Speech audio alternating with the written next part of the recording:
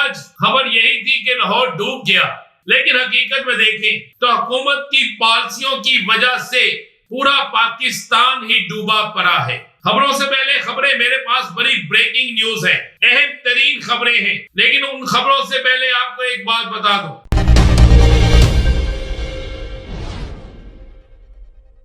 بسم اللہ الرحمن الرحیم، الصلاۃ والسلام علیک یا سیدی یا رسول اللہ، الصلاۃ والسلام علیک یا سیدی یا حبیب اللہ۔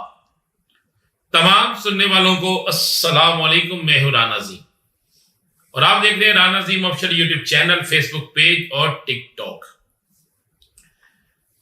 ویسے تو آج بارش نے لاہور کو بالکل ڈبو دیا۔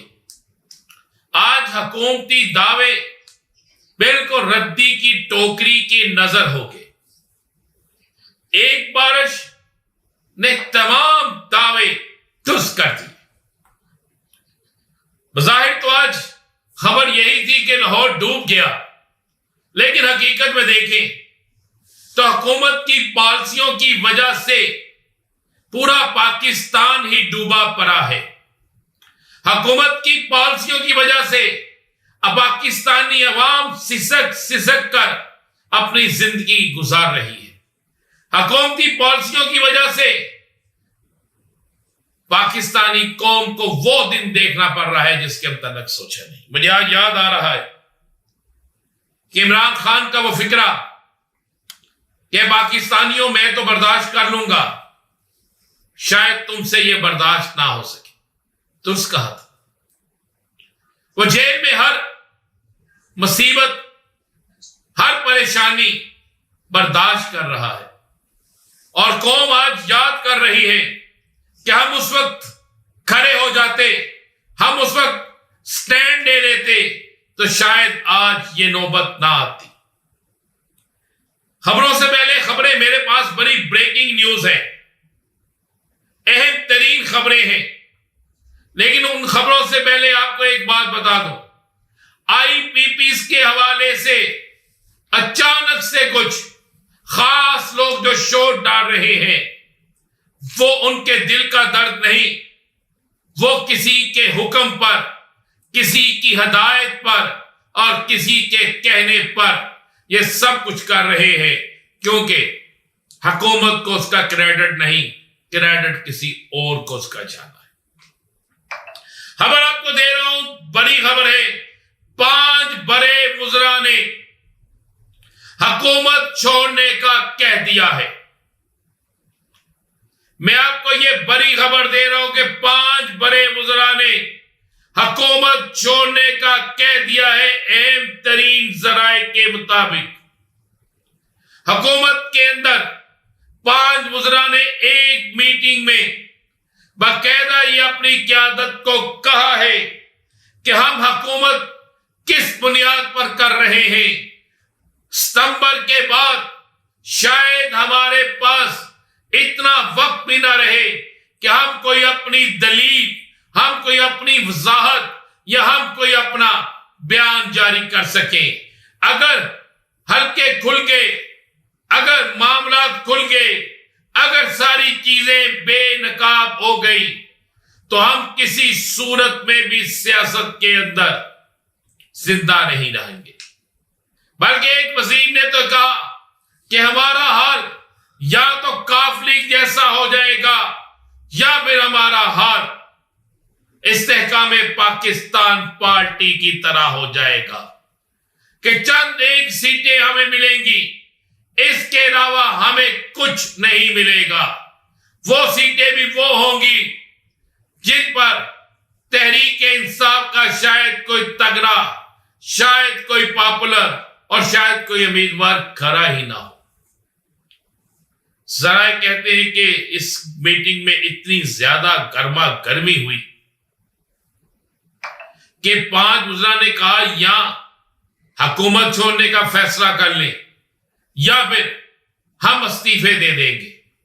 سننے میں آیا ہے کہ اس میٹنگ میں ایک بڑی حکومتی شخصیت نے ہاتھ جوڑ کر یہ بات کی کہ خدا کا واسطہ کچھ دن صبر کر لیں، ہم حالات کو سنبھالنے کی کوشش کرتے ہیں، ہم گارنٹی لینے کی کوشش کرتے ہیں، ہم کوشش کرتے ہیں کہ کسی طریقے سے کوئی معاملہ اچھے طریقے سے بن جائے تو پھر حکومت چل سکتی ہے.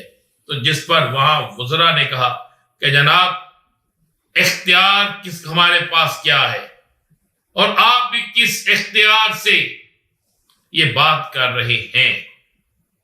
ذرائع کہتے ہیں کہ اس گرما گرم بحث کے بعد 15 اگست تک ٹائم فکس ہوا کہ 15 اگست تک ٹھہر جائیں, پھر فیصلہ کر لیں گے اور فیصلہ آپ کی رائے اور آپ کی مرضی کے مطابق ہوگا. یہ بڑی اہم ترین خبر ہے کہ جب حکومتی ایوانوں کے اندر بیٹھے حکومتی وزراء خود استعفے دینے کی بات کریں, جب حکومتی ایوانوں میں بیٹھے حکومتی وزراء استعفوں کی طرف جانا شروع ہو جائے تو پھر اس بات کو ذہن نشین کر لیجئے کہ حکومت کے جانے کا وقت ہوا چاہتا ہے. پھر اس بات کو ذہن میں رکھ لیجئے کہ حکومت جا رہی ہے. پھر یہ بات فائنل ہے کہ اب حکومت کا ٹھہرنا کسی طور پر بھی ممکن نہیں ہے. کپتان نے واضح طور پر جب یہ کہا تھا کہ میری حکومت گرائی گئی, میری حکومت کے خلاف سازش کی گئی, میری حکومت کے خلاف سازش کرنے والے فلاں لوگ تھے, تو اس وقت مسلم لیگ نون نے انکار, پیپلز پارٹی نے انکار, بہت سے تجزیہ کاروں نے انکار کیا, بہت سے لوگوں نے کپتان کا اسے جھوٹ قرار دیا. لیکن صرف ایک دن پہلے خواجہ آصف کے اس بیان کے بعد کہ حکومت گرنے سے پہلے کس جگہ کس سے کس طریقے سے ملاقات ہوئی اور کیا کیا ٹائم فریم دیا گیا, خواجہ آصف نے تو مسلم لیگ کی رہتی عزت بھی ختم کر دی. خواجہ آصف کے بیان کے بعد ایک چیز تو واضح اور کلیئر ہو گئی کہ عمران خان کی حکومت کو پری پلان مسلم لیگ نون کی مشاورت, پیپلز پارٹی کی حمایت, MQM کے ساتھ اور کاف لیگ کے کچھ لوگوں کی پوری اس میں حمایت سے گرایا گیا.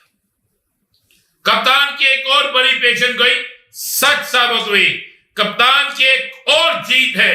اس کے بعد اب کسی کے پاس ایسا جواز نہیں رہ گیا کہ وہ یہ کہے کہ کپتان کس طرح جو بات کرتا تھا وہ درست یا غلط. آج کپتان پھر جیت گیا ہے اور کپتان کا خوف اتنا ہے کہ غیر ملکی صحافی کپتان سے ملاقات کے لیے آتا ہے, ملاقات کرنے کی درخواست دیتا ہے, عدالت حکم دیتی ہے, اس کے باوجود جب ملاقات نہیں ہوتی تو پھر کیا ہوتا ہے, پھر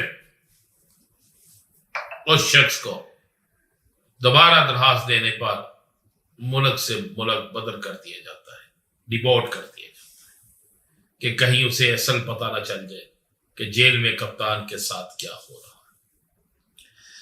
اگلے ہفتے میں ایک آپ کو اور بریکنگ نیوز دے رہا ہوں.